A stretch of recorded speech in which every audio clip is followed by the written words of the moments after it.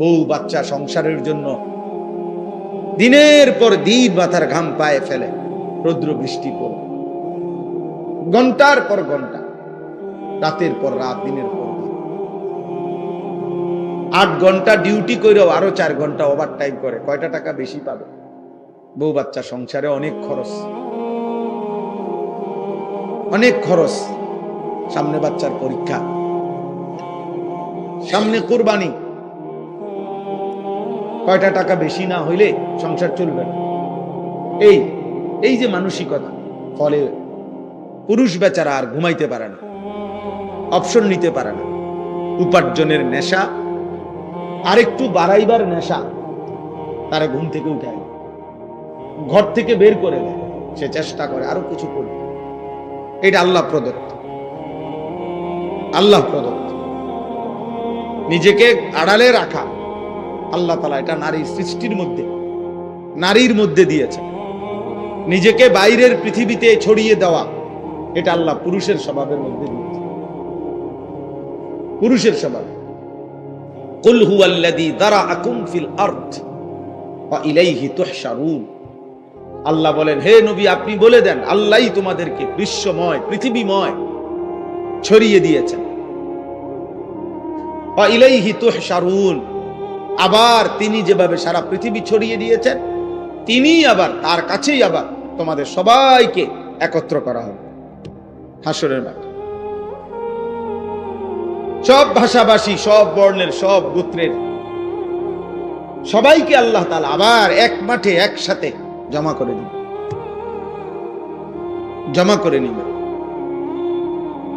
আল্লাহ তাআলা কোরআনুল কারীমের জন্য এটা বলছে, ফাইযা কুদিয়াতিস সালাহ ফান্তাশিরু ফিল আরদ। পুরুষদেরকে বলছে, নামাজ পড়ো, নামাজ শেষে জমিনে ছড়িয়ে পড়ো। ওয়াবতাগু মিন ফাদলিল্লাহ, আল্লাহর দেওয়া রিজিক তালাশ করো, রিজিক তালাশ করো। ওয়াযকুরুল্লাহা কাসীরা, সাথে আল্লাহকে বেশি বেশি স্মরণ করো। লাআল্লাকুম তুফলিহুন, তাহলেই তুমি সফল হবে, কামিয়াব হবে, জান্নাতি হবে। সুবহানাল্লাহ। হুয়াল্লাযী জাআলা লাকুমুল আরদা দালুলান ফামশু ফি মানাকিবিহা ওয়া কুলু মির রিজকিহি ওয়া ইলাইহিন নুশুর। আল্লাহ তাআলা বলেন, আল্লাহই তোমাদের জন্য এই জমিনকে তোমাদের অধীন করে দিয়েছেন। অতঃপর তিনিই বলতেছেন, তোমরা তার জমিনের যত্র তত্র যেখানে মন চায় চলো, হাঁটো, ভ্রমণ করো, ঘুরো, উপার্জনের জন্য, কামাই রোজগারের জন্য যেখানে সুবিধা হয় ওইখানে যাও। দেশে থাকো, ভাল লাগতেছে থাকো, বিদেশ যাইবা যাও, গ্রামে থাকবা থাকো, শহরে যাইবা শহরে যাও।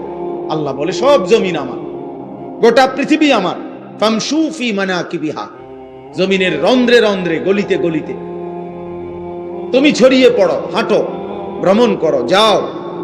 ওয়াকুলু মির রিজকি, এবং যেখানেই থাকো সেখান থেকে রিজিক তালাশ করে, উপার্জন করে আমার দেওয়া রিজিক খাও, কোনো অসুবিধা নাই। শুধু বান্দা মনে রেখো, ওয়া ইলাইহিন নুশুর, যেখানেই থাকো, শহরে কিংবা গ্রামে, দেশে কিংবা প্রবাসে, শুধু মনে রেখো আমি আল্লাহর কাছে ফিরতে হবে। কার কাছে ফিরতে হবে? আল্লাহর কাছে। ওই যে আমার ফারুক ভাই আসছে, কত বছর আজকে বিদেশ? 21 বছর। এই হঠাৎ এখন দেখা হয়েছে, এখন এই মাত্র দেখছি, আজকে 21 বছর মদিনা শরীফ। বদরের যুদ্ধ যেখানে হয়েছে, রাসূলুল্লাহ সাল্লাল্লাহু আলাইহি সাল্লামের আমলে ওই খেলা থাকে ওই এলাকায়।